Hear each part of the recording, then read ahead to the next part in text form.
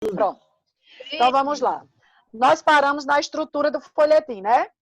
Então, a estrutura do folhetim vai seguir sempre que ordem, gente? Só para ver se vocês estão acordados. Primeiramente tem aquela Harmonia. Depois da harmonia tem um conflito que vai pôr em crise. Depois da harmonia final. E depois tem a harmonia final. Isso. Tá travando, tá travando. Bagunça e depois fica tudo certo de novo. Isso. Ô, Adriano, tu pode explicar os folhetins de novo, porque meu áudio tinha travado Novela na tua da explicação Globo. dos folhetins. Posso sim. A estrutura do folhetim é? O que são os folhetins, a estrutura, essa parte aí, Pronto. porque meu áudio... Ó, o folhetim seria como se fosse... Vocês viram que tanto Senhora como Lucília são divididos em quê? Parágrafos, não é isso? Só que no romantismo, o romance ainda não saía como a gente recebe hoje. Ele era publicado diariamente nos jornais. Um capítulo num dia, outro no outro. E quem quisesse acompanhar teria que comprar o jornal. É aí onde entra a questão também do dinheiro, desse novo leitor interferir, porque a literatura era paga. Né? Você, para ter acesso aos romances, você tinha que comprar o jornal diariamente. Cada dia era publicado um capítulo. Entendido essa primeira parte? Então, isso era o folhetim. E como era essa estrutura desse folhetim, que é hoje os capítulos reunidos que a gente recebe no romance. Né? Então, a estrutura do romance romântico era sempre a harmonia, que era a felicidade, a ordenação, a pacificação entre as personagens, a estabilidade naquele cenário do romance. Depois vinha a desarmonia, que era um conflito, que era aí no quê? Um adultério, ou uma gravidez, uma desordem, certo? Que era para quê? Colocar em crise os valores da sociedade burguesa da época. Depois, restabelecia-se a harmonia final, que era a felicidade e o triunfo dos valores burgueses, que era aquela questão de vencer-se o bem, do maniqueísmo, né? O bem sobre o mal, a luta do bem sobre o mal, e que o bem sempre prevalece. Ok. Então, Adriana, essa questão da desarmonia seria como se fosse o mal? Isso. A harmonia e o bem, essa seria... desarmonia e o mal. Isso. E o último tópico foi o quê? A desarmonia vai ser sempre alguma coisa que quebre com os valores burgueses. Certo? Ô, Adriana. E a harmonia... Oi. Deixa eu fazer uma pergunta. Aí, tipo assim, no folhetim, vinha essas três coisas ou só uma? Isso aqui é no romance todo, na estrutura do romance. Entendeu? É a característica do romance romântico. Adriana, Cada dia ia... Oi. Depois da desarmonia veio o que você comentou? A harmonia. Depois da harmonia. A harmonia. É a harmonia, desarmonia e harmonia. Entendeu? A harmonia... É só para você notar, né, Samira? Que eu sei que você gosta de notar. A harmonia, que vai ser aquela paz e harmonização, tudo equilibrado, tudo bem sincronizado e sintonizado nos valores burgueses. Depois vem a desarmonia, que vem quebrar, trazer uma crise para esses valores, para a sociedade burguesa, e depois se restabelece a harmonia com o triunfo dos valores burgueses e a felicidade. Os finais felizes é muito frequente no romantismo, certo? Os finais felizes é sempre muito frequente. Aí vocês podem dizer, mas Lucília não tem um final feliz. Senhora tem, mas Lucília não tem. Porque Lucília prevalece o maniqueísmo, o bem sobre o mal. Lucília fez uma atitude mal. Lucília uma atitude negativa. Lucília rompe com os valores burgueses. Então ela tem que pagar por isso. Pra ela termina mal, né? Mas pra irmã dela que termina protegida e rica, termina bem. Na real, e também é assim. Termina bem, porque protege os valores dos burgueses, do que eles acreditam. Isso. Isso, Daniel, muito bem. Porque se restabelece. É algo errado para a sociedade. Isso. Muito bem, Daniel. Então, como ela faz algo errado, que não é coerente com os valores burgueses, então ela tem que ser punida. E a redação dela vem através de quê? Do amor. Certo? Você veja que ela, você acha que vocês já terminaram? Ela é túmulo, né, do corpo do seu filho. Então, ela teve essa graça, esse bem. Entenderam? Pronto. Entenderam essa estrutura, gente, do romance romântico? Entendemos. Todo mundo entendeu? Sim. Então, vamos lá agora para as obras. Sim? Pronto. Então, vamos para os autores e as Adriana. obras. Oi. Oi? O romance urbano é uma característica do maniqueísmo? Não entendi a pergunta? O romance urbano, ele pode ser caracterizado pelo maniqueísmo? Não todos. Você tem que Ou foi analisar. só no caso de Lucila? Você tem que analisar romance por romance. Um exemplo, dos dois que vocês estão lendo. Onde é que prevalece o maniqueísmo? Em Lucila ou em Senhora? Lucila. Lucila. Em Senhora prevalece o quê? O final feliz. Prevalece o final feliz, né? O herói bonzinho, o vencimento, a vitória do bem, do mocinho, certo? Agora, lá no caso de Lucila, o que é que vence? O bem. Restabeleceu-se o quê? Os valores burgueses, por conta da hipocrisia Aquilo que social. é certo para a sociedade. Isso. Entenderam agora? Outra coisa também, vocês percebem aí dentro das obras o cenário urbano, os costumes do Rio de Janeiro, o costume da sociedade burguesa, perceberam? Dentro das suas obras que vocês estão vendo. Desliguem Quem os tá com o microfone microfones. ligado aí, além da Adriana, desliga, por favor, que tá dando ruído. Está dando ruído, exatamente. Então, vamos lá. Perceberam também, né, o perfil da sociedade burguesa nos dois romances? Os espaços, o cenário brasileiro, perceberam? Sim. Pronto. Então, vamos agora para os romances, os autores e as obras. O romance que vai inaugurar a prosa romântica vai ser A Moreninha, de Joaquim Manuel de Macedo, que é um dos principais autores desse iniciozinho aí. Então, A Moreninha vai despertar o gosto pelo romance ambientado no Brasil.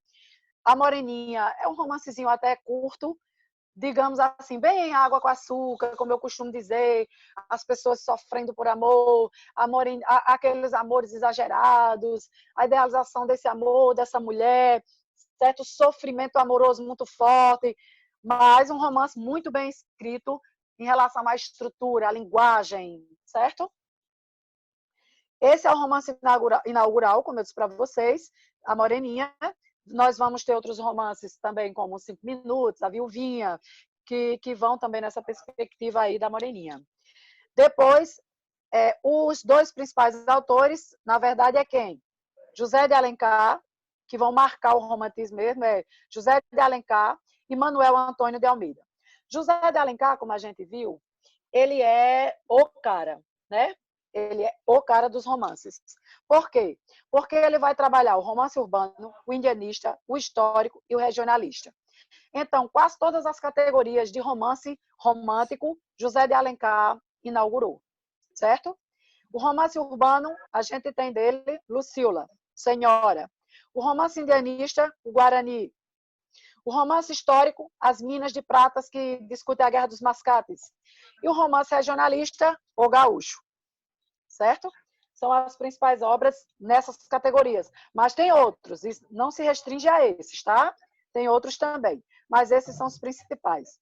Inclusive, como eu disse para vocês, Lucila é uma das obras que mais se destacam nas avaliações de grande escala, como o Enem, SSA. SSA já vai Senhora, o Guarani, né? Aí vem As Minas de Pratas como a questão histórica e o regionalista. Então, romance urbano, gente, eu quero agora a participação de vocês. Quais as características do romance urbano? Quais as características do romance urbano? Sim. A classe burguesa, o luxo. A E vida toda na corte. Isso. E qual é o cenário do romance urbano? A cidade. A cidade. Das cidades brasileiras. A cidade, As principalmente capitais, quem? Rio de Janeiro. Rio de Janeiro, as grandes cidades. Pronto. O romance indianista, quais as características? Presença do índio. A questão do índio na comunidade europeia, convivendo com A nacionalidade. Toda a influência do índio, de uma forma geral. Isso. E olha, não esqueçam, porque isso já foi pergunta de Enem. O índio aparece em 3 ambientes. O índio com o índio, o branco com o índio e o índio com o branco, certo? Principalmente no romance indígena brasileiro, ok? Os romances, a gente teve forte influência de Byron, com Álvares de Azevedo, que eu vou falar um pouco dele depois, e a questão do jovem Werner, né? Nas demais estruturas de romance. E o romance de costume, que a gente tem como exemplo, Memórias de um Sargento de Milícia, que está aí até uma das cenazinhas, que Leonardo, né, quando ele entra no barco, tal, como é a forma que ele pisa no pé dela e ela belisca. E desse beliscão e uma pisadela, ela sai grávida, né? Ela sai grávida.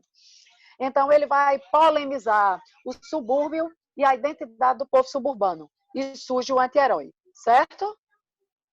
Ô, Até tia, aqui, beleza? Oi. quanto ao romance de Anista, a senhora falou dos ambientes que aparece o índio negro com branco. Eu não entendi muito bem essa parte. Assim, Yasmin. No romance indianista, vai aparecer 3 perspectivas. Um exemplo. O índio convivendo com o índio. Então, só a discussão ali apresentando só o índio dentro do seu habitat. Não tem intervenção do branco, certo? Certo. Aí depois vai aparecer, como no caso Iracema. É o ambiente indígena, mas tem quem dentro? Martins, um branco. Entendeu agora? Não é só Entendi. índio com índio, tem um branco. E depois, acho que é o Birajara que vai representar o contrário. É o índio no contexto do cenário urbano, no cenário do branco. Entendeu agora? Entendi. Então, pode aparecer nessas 3 perspectivas, ok? Tá certo, obrigada. De nada, amor. Aí vem aqui, gente, o que eu queria falar sobre a prosa gótica, que eu acho que vocês gostam bastante. A prosa gótica vai fugir um pouco da questão do romance. Por quê? A prosa gótica, ela vai entrar muito na discussão do teatro, né?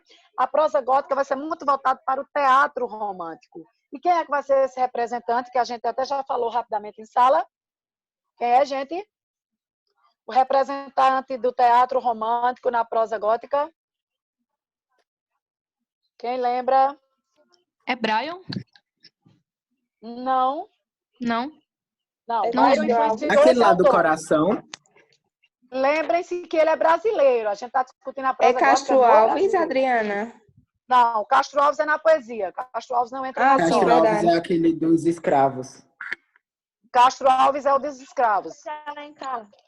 Quem é o único poeta que também escreve prosa, teatro, que eu disse para vocês que ele traz a necrofilia, o satanismo, a questão do demônio, o sexo com defuntos. Vitor Hugo? Victor Hugo não é brasileiro, gente, é francês. Ah, Não é me matem com Aquele memória. alemão lá. doido. Álvares de Azevedo, galera. Álvares de Ah, tá. Azevedo. Ah, O homem que ama a morte. Eu sabia, era só um teste.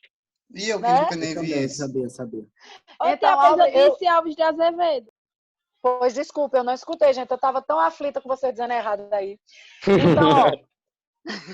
Então, a prosa gótica vai ter como principal representante no teatro Álvares de Azevedo. Álvares de Azevedo vai trazer essa perspectiva da necrofilia, ele vai afrontar, né, afrontar a sociedade da época, a sociedade burguesa. Por quê? Porque ele vai trazer o lado obscuro do ser humano, que seria o quê? O satanismo, a necrofilia, os vícios, a corrupção. Então, ele vai tentar representar esse lado obscuro do ser humano dentro da prosa gótica. Agradável. Não é? Mas por que é que ele faz isso? É uma rejeição ao racionalismo e ao materialismo que o capitalismo impõe na época. Né? Essa concepção racionalista e materialista, Álvares de Azevedo rejeita e começa a trazer a interioridade humana. A gente viu que na poesia ele traz a solidão, a saudade, o amor, a idealização, o sofrimento, o pessimismo. Mas na prosa, o que é que ele traz? O lado obscuro do ser humano, certo? Então, a prosa gótica, que eu gosto bastante, vem trazer essa reflexão sobre o lado obscuro do ser humano. E Álvares de Azevedo é seu principal representante. Então, o teatro, a dramaticidade é bastante presente nas artes, no romantismo. Tanto na pintura, como na escultura, como na literatura, no caso do teatro, do texto dramático. E como assim? Na pintura, os rostos vão representar sofrimentos, angústias, dores, pavores. Então, vai estar sempre muito expressivo o rosto na pintura, representando as solidões, angústias e medos humanos. Na escultura, muitos monstros que representam esses medos humanos, essa interioridade, essa questão do sonho, do inconsciente, do sofrimento. Então, muitos monstros na escultura romântica. Na arquitetura, o sonho também é bastante alusivo com a construção de castelos e igrejas, então os labirintos, o mistério, o sombrio. E então entra aí a questão das gárgulas, porque traz essa influência também gótica dentro das artes plásticas e das artes românticas. Então, na pintura prevalece cores nebulosas, tons fortes, o claro e o escuro, sempre um ponto de luz nas telas, com uma representação de quê? Ou de cenas da burguesia, ou de elementos históricos, que a gente viu que nas artes plásticas aparece bastante os fatos históricos, né, as representações dessa questão dos ideais nacionais. A liberdade é muito forte, é a tônica também nas artes plásticas. Na escultura, a gente vai ver bastante monstros, e na arquitetura, construções grandes, bastante a questão da elevação, da verticalidade, para fazer um apelo à questão da religiosidade e da característica gótica que vem para aí, gótica e românica. No teatro, Álvares de Azevedo, com Macário e Noite na Taverna, que vem trazer essa questão do satanismo, da necrofilia, dessa questão do lado obscuro do ser humano e dos vícios, para afrontar a sociedade burguesa da época. E depois vem Martins Pena, que traz um pouco do romance de costume, digamos assim, do humor do romance de costume. Então, Martins Pena traz, ele é português, né? A gente, lembre-se que a gente tem muito ainda a presença dessa identidade europeia, porque nós temos brasileiros que estudam na Europa, então nós vamos ter isso muito forte. E Portugal ainda vai estar aqui dentro do Brasil mandando na gente, não agora mais de Portugal, mas dentro do nosso próprio país, que está, digamos, livre. Mas será que é livre mesmo? Porque a gente deixa de ser colônia, mas Portugal vai para dentro do Brasil, manda na gente. Então, o que é que acontece? No Teatro de Martins Pena, ele vai trazer muito as intrigas, os costumes cariocas, o personagem malandra. Então, é aí onde entra a questão de Leonardo, que eu disse para vocês que é inaugurado o anti-herói lá no romance de costume. Aí nós vamos ter em Martins Pena a comédia de costume, né? Que é o texto dramático de comédia de costume, a peça teatral que vai trazer essa discussão desse malandro, desse personagem que vai quebrar com a identidade do herói, certo? E quais são os ambientes desse teatro? Festas, ambientes de festas, ambientes de cidade. As discussões são sempre pautadas também para a corrupção, uma herança que foi deixada, um juiz sacana, como é o caso do juiz sacana no Juiz de Paz de Roça, ou no Noviço, que ele traz a discussão da bigamia, que são duas obras de Martins Pena. Isso, tudo isso no teatro.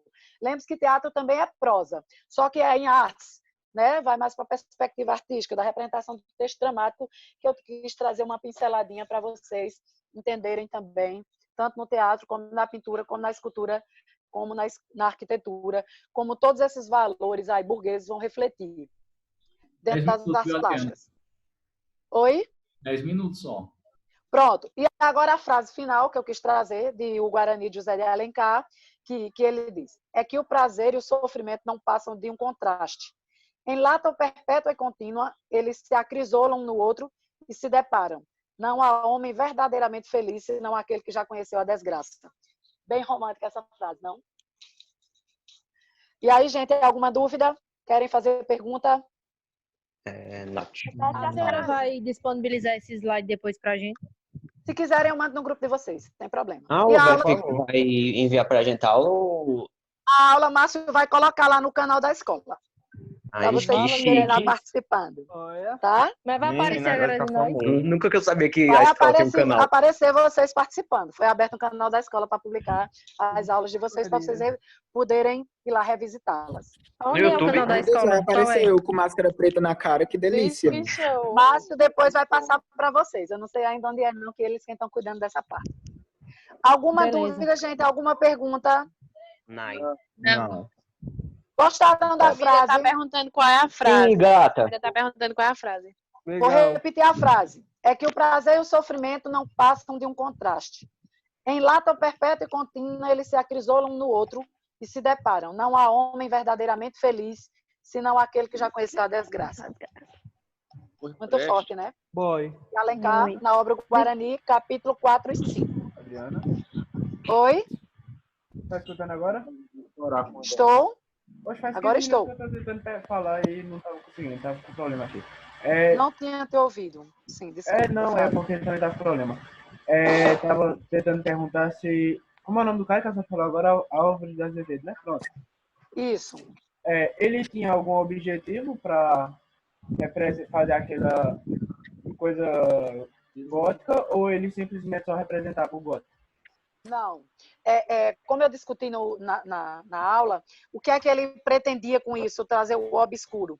Ele estava ali tentando fazer uma rejeição aos valores materialistas e racionalistas que o capitalismo impunha. Porque, no caso, quando a burguesia ascendeu, o que é que se vai discutir muito agora? Os valores burgueses. E a hipocrisia corroía o seio burguês. Então, Álvares de Azevedo, como repulsa as concepções e as ideologias capitalistas, que era o materialismo e o racionalismo, ele traz o lado obscuro do ser humano e ele tenta retratar os meandros e a intimidade, o que assim ninguém ousa revelar, que há dentro do ser humano, que é essa questão da necrofilia, dos vícios, do mais íntimo que a gente tem na prosa gótica. E também o que é que ele quer? Afrontar esses valores burgueses, afrontar a burguesia, porque ele rejeita toda essa discussão capitalista que está lá na época. Não é por isso que ele é um dos principais defensores que a arte romântica não é neutra, que ela não é como muitos dizem, que eles fogem um pouco à crítica social, e Álvares de Azevedo diz que não foge. Eu acho que também vocês perceberam que a prosa faz isso de forma mais contundente, mais firme do que a poesia, né? A gente percebe essa discussão da burguesia, alfinetada na burguesia, na prosa, principalmente quando a gente vem lá no romance de costume e na prosa gótica, né? Nos outros, eles tentam representar a sociedade burguesa, mas sempre com aquela quebra de valores, mas o restabelecimento dos valores, o triunfo dos valores burgueses. E a hipocrisia social da época, o valor que, na verdade, como eu disse para vocês no início, a sociedade é muito, muito hipócrita. Então, todo mundo é bonzinho, todo mundo tá, né, a questão do bom moço, dos finais felizes, da punição em quem quebra esses valores, em quem é má. Então, ele tenta mostrar isso, mas, na verdade, as feridas sociais são bastante... corroem bastante a sociedade da época. E é isso que vai explodir no realismo.